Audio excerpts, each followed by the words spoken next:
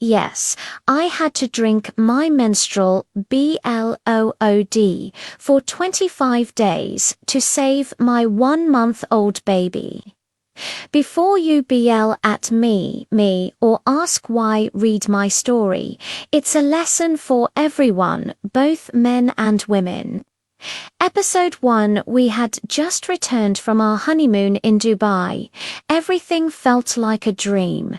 The gold jewelry, the luxury hotel, the way my husband Richard looked at me with so much affection.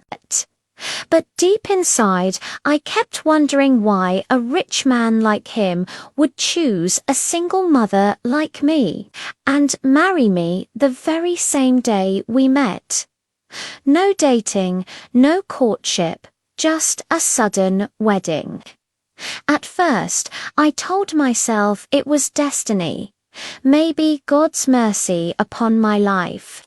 But what I didn't know was that something at wreck was waiting for me back home. As soon as we arrived at the mansion, with my 1-month-old baby in my arms, the oldest maid, Lara, ran to the door to welcome us. "Welcome, madam, welcome, sir," she said, bowing slightly. Before I could ask anything, I heard someone crying inside. When I turned, I froze. A woman was kneeling on the cold marble floor, crying uncontrollably. "Priscilla." Richard's voice dropped. His expression turned to anger. She was my husband's ex-girlfriend. She lifted her head, tears covering her face. "Please, Richard, please. My house caught fire. I lost everything. I have nowhere to go. Please, let me stay here just for a while." Richard frowned deeply. "You dare come here after what you did to me?" I blinked in confusion. "What's going on, Richard?" He sighed, his voice hard.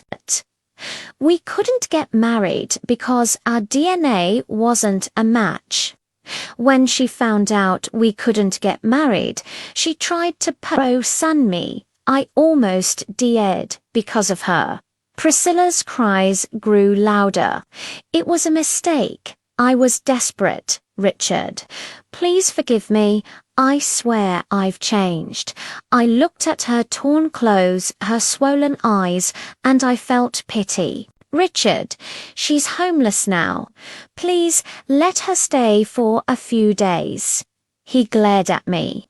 "If anything happens, it's on you." I nodded. "Thank you," I said softly. Priscilla immediately got up and hugged me tightly. "Thank you so much," she whispered sweetly. But deep in her heart, she muttered FOOL. She turned to my baby, smiling innocently. "He's so beautiful," she said, carrying him gently. She kissed his tiny forehead. "May God bless you, my dear." I smiled, touched by her kindness, not noticing the str@eng glint in her eyes as she stared at my baby. That night, after dinner, I went behind the mansion to burn my used at Nittery P@DS, something my mother taught me never to leave lying around. But when I reached the backyard, the small bag I packed them in was gone. My heart raced. "I was sure I left it here," I murmured. Looking around, I ran back inside, still confused, but as I opened my bedroom door, what I saw made my heart stop. The baby's cradle was empty. My baby was no longer there. "Richard," I screamed. "Richard, the baby is gone." No answer. I ran through the entire mansion, searching all 108 rooms. The baby was gone. Priscilla, too. Just then, I felt a tap on my shoulder. It was Lara. Her eyes darted around nervously before she whispered, "Ma, I saw Madam Priscilla sneaking out with your baby. She was talking to someone on the phone. She said she's going to the uncompleted building behind the science lab." My heart nearly exploded. What? I rushed to call my husband, but his phone was ringing in his room. He wasn't even home. Oh no, oh God, please, I cried, my hands shaking. Please protect my baby. I grabbed a wrapper and ran out into the night.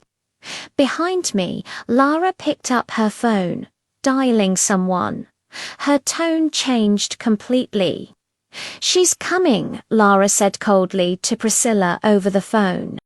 I told the fool, "She's going to the uncompleted building alone. Get ready to welcome her." Meanwhile, I had reached the main road, desperately waving for a car. Please, someone help me. A black car suddenly stopped in front of me. The driver looked at me through the tinted window, his gaze unreadable and suspicious.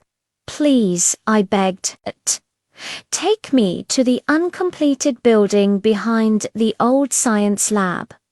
He nodded slowly. "Get in." I jumped in without thinking. At that same moment, Priscilla stood in a half-lit room inside the abandoned science lab. Her laughter echoed off the broken walls. The baby lay crying on the floor, his tiny hands moving helplessly. Priscilla raised a syringe filled with her blood. What nobody knew was that Priscilla was infected with HIV.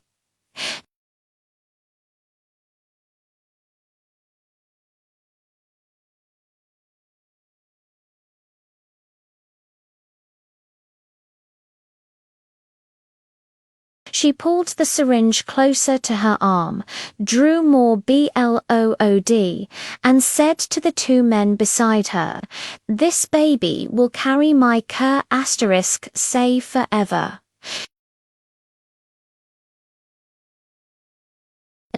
"Get me another seer, Eng," she barked. To be continued.